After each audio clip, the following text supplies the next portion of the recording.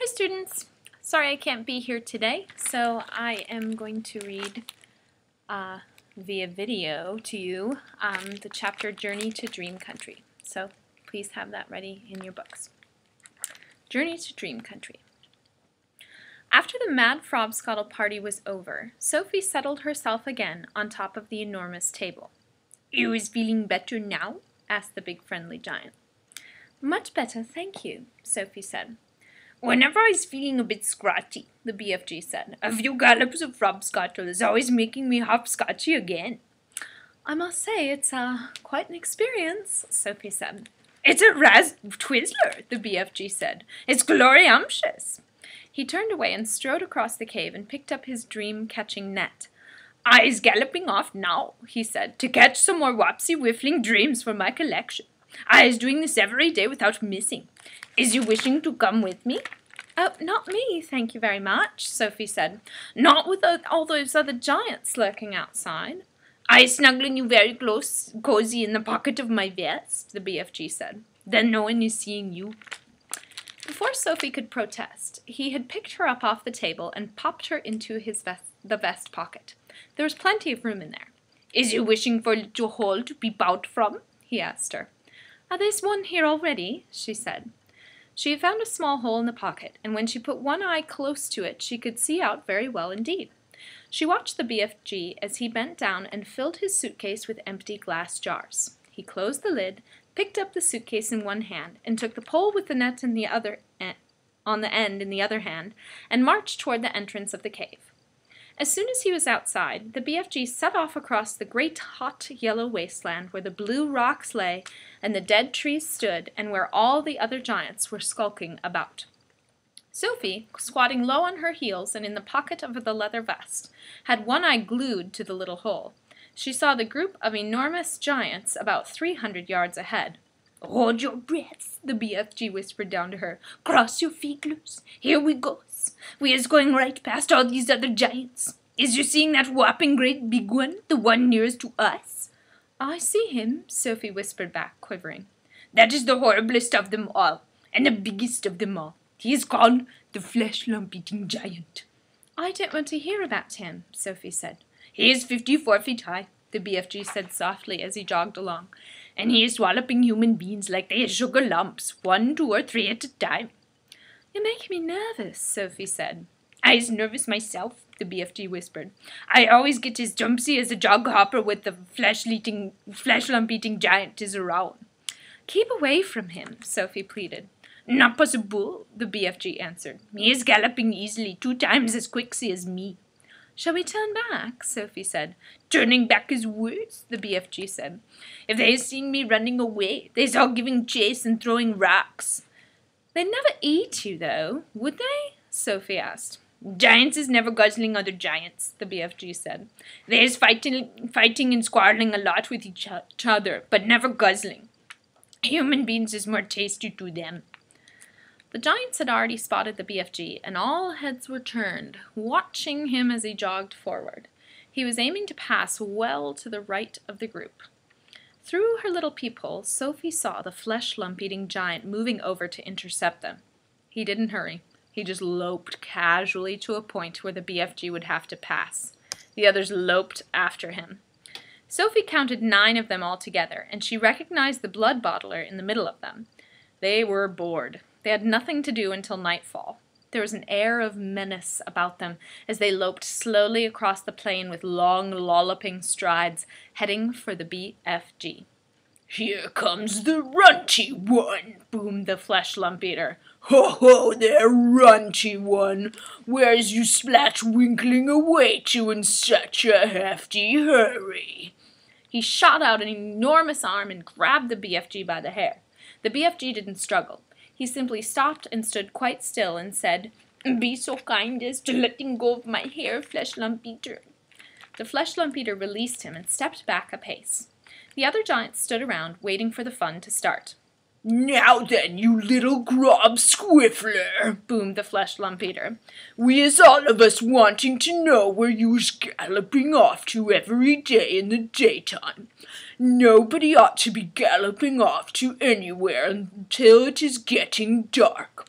the human beings could easily be spotting you and starting a giant hunt, and we is not wanting that to happen, is we not? We is not, shouted the other giants. Go back to your cave, Runty One. I is not galloping to any human being country, the BFG said. I is going to the other places. I is thinking, said the flesh lump eater, that you is catching human beings and keeping them as pets. Right you is, cried the blood bottler. Just now I is hearing him chittering away to one of them in his cave.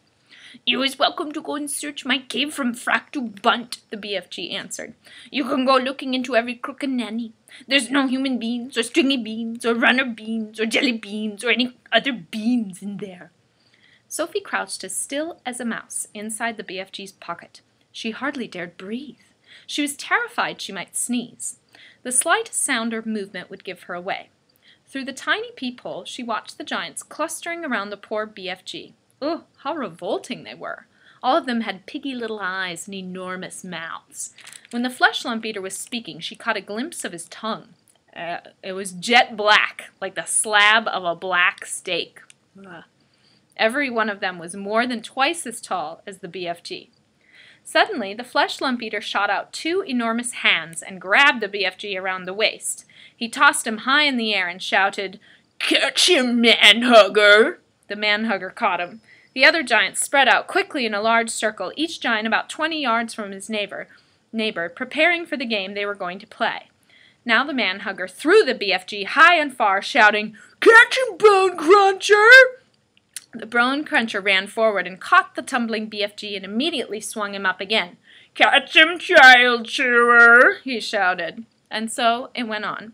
The giants were playing ball with the BFG, vying with each other to see who could throw him the highest. Sophie dug her nails into the sides of the pocket, trying to prevent herself from tumbling out when she was upside down. She felt as though she were in a barrel going over Niagara Falls. And all the time there was a fearful danger that one of the giants would fail to catch the BFG, and he would go crashing to the ground. "Catch him, Meat Dripper! Catch him, Gizzard Gulper! Catch him, Meat Masher! Catch him, Blood Bottler! Catch him! Catch him! Catch him!" In the end, they got bored with the game. They dumped the poor BFG on the ground. He was dazed and shattered. They gave him a few kicks and shouted, "Run, you little runt! Let us be seeing how fast you is galloping!" The BFG ran. What else could he do? The giants picked up rocks and hurled them after him. He managed to dodge them. "Ruddy little runt!" they shouted. "Troggy little twit! Shrivelly little shrimp! Mucky little midget! Squoggy little squib! Grubby little grub!" At last the BFG got clear of them all, and in another couple of minutes the pack of giants was out of sight over the horizon. Sophie popped her head up from the pocket. "Ooh, I didn't like that," she said. "Phew," said the BFG. "Few and far between. They was in a nasty crouching mood today, was they not? I saw you were having such a whirligig time." "No worse than you," Sophie said. "Would they ever really hurt you?" "I isn't ever trusting them," the BFG said. How do they actually catch the humans they eat?" Sophie asked. "They's usually just sticking an arm in through the bedroom window and snitching them from their beds," the BFG said. Like you did to me." "Ah, but I isn't eating you," the BFG said. "How else do they catch them?" Sophie asked. "Sometimes," the BFG said, "they're swimming in from the sea like fishes, with only their heads showing above the water, and then out comes a big hairy hand and grabbles someone off the beach." "Children as well?" "Oh, often chidlers," the BFG said. "Little chidlers who is building sand castles on the beach. That is who the swimming ones are after. Little chidlers is not so tough to eat as old grandmamas, so says the child-chewing giant." As they talked, the BFG was galloping fast over the land. Sophie was standing right up in his vest pocket now, and holding on to the edge with both hands.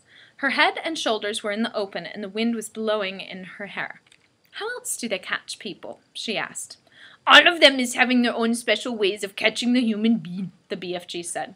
"The meat-dripping giant is preferring to pretend. He has a big tree growing in the park. He is standing in the park on a dusky evening, and he is holding great big branches over his head. There he is waiting until some happy families is coming to have a picnic under the spreading tree. The meat-dripping giant is watching them as they lay out their little picnic. But in the end, it is the meat-dripper who is having the picnic. Oh, it's too awful, Sophie cried. The gizzard-gulping giant is a city lover, the BFG went on. The gizzard-gulper is lying high up between the roofs of houses in the big cities. He's lying there snuggy as a sniggler and watching the human beings walking on the street below. And when he sees one that looks like it has a whoopsie good flavor, then he grabs it. He is simply reaching down and snitching it off the street like a monkey taking a nut. He says it is nice to be able to pick and choose what you is having for supper. He says it's like choosing from a menu. Don't people ever see him doing it? Sophie asked. Never is they seeing them. Don't forget it is dusky dark at this time. Also, the gizzard gulper has a very fast arm. His arm is going up and down quicker than Squinkers. But if all these people are disappearing every night, surely there's some sort of an outcry, Sophie said. The world is a whopping big place, the BFG said. It has 100 different countries. The giant is clever. They is careful not to be scuttling off to the same country too often. There is always switch fiddling around. Even so, Sophie said. Do not forget, the BFG said, that human beings is disappearing everywhere all the time, even without the giants is guzzling them up. Human beings is killing each other much quicker than the giants is doing it. But they don't eat each other, Sophie said. Giants isn't eating each other either, the BFG said, nor is giants killing each other. Giants is not very lovely, but they is not killing each other. Nor is crocodile dillies killing other crocodile dillies. Nor is pussycats killing pussycats. They kill mice, Sophie said. But they is not killing their own kind, the BFG said. Human beings is the only animals that is killing their own kind. Don't poisonous snakes kill each other? Sophie asked. She was searching desperately for another creature that behaved as badly as the human. Even poisonous snakes is never killing each other, the BFG said. Nor is the most fearsome creatures like tigers and rhinoceroses. None of them is ever killing their own kind. Has you ever thought about that? Sophie kept silent. I is not understanding human beings at all, the BFG said. You is a human being, and you is saying it is grizzling and horrogust for giants to be eating human beings. Right? Or left? Right, Sophie said. But human beings is squishing each other all the time, the BFG said. They're shooting guns and going up in aeroplanes to drop their bombs on each other's heads every week. Human beings is always killing other human beings. He was right. Of course he was right, and Sophie knew it. She was beginning to wonder whether humans were actually any better than giants. Even so, she said, defending her own race, I think it's rotten that those foul giants should go off every night to eat humans. Humans have never done them any harm. That is what the little piggy wig is saying every day, the BFG answered. He is saying, I has never done any harm to the human being, so why should he be eating me? Oh dear, Sophie said.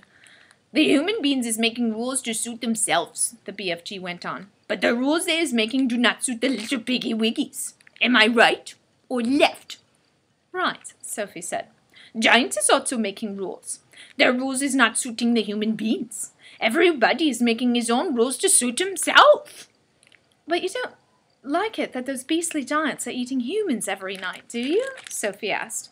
I do not, the BFG answered firmly. One right is not making two lefts. Is you quite cozy down there in my pocket? Oh, I'm fine, Sophie said. Then suddenly, once again, the BFG went into that magical top gear of his. He began hurtling forward with phenomenal leaps. His speed was unbelievable. The landscape became blurred, and again Sophie had to duck down out of the whistling gale to save her head from being blown clean off her shoulders. She crouched in the pocket and listened to the wind screaming past. It came knifing in through the tiny peephole and whooshed around her like a hurricane. But this time the BFG didn't stay in top gear long. It seemed as though he had some barrier to cross, a vast mountain perhaps, or an ocean, or a great desert. But having crossed it, he slowed down to his normal gallop, and Sophie was able to pop her head up and look out once more at the view. She noticed immediately that they were now in an altogether paler country. The sun had disappeared above a film of vapor. The air was becoming cooler. The land was flat and treeless, and there seemed to be no color in it at all. Every minute the mist became thicker. The air became colder still, and everything became paler and paler, until soon there was nothing but gray and white all around them. They were in a country of swirling mists and ghostly vapors. There was some sort of grass underfoot, but it wasn't green. It was ashy gray. There was no sign of a living creature, and no sound at all, except for the soft thud of the BFG's footsteps as he hurtled on through the fog. Suddenly, he stopped. "We is here at last," he announced. He bent down and lifted Sophie from his pocket and put her on the ground. She was still in her nightie, and her feet were bare. She shivered and stared around at the swirling mists and ghostly vapors.